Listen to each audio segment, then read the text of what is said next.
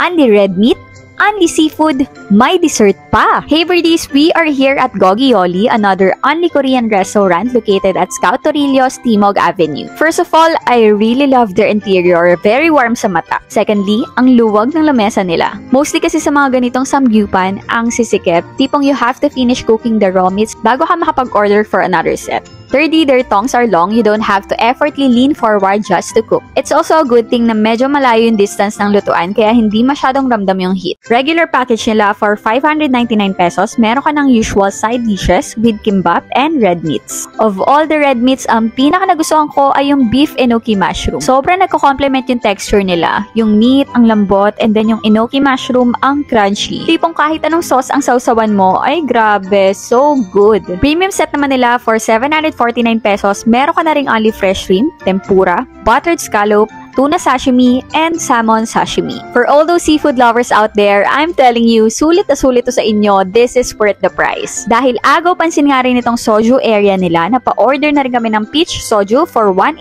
pesos. Konting trivia lang din, did you know that one of the traditions or drinking etiquettes in Korea and Japan is that pouring drinks for someone at the table is a sign of friendliness and respect. So if you're planning to visit those countries, alam nyo na.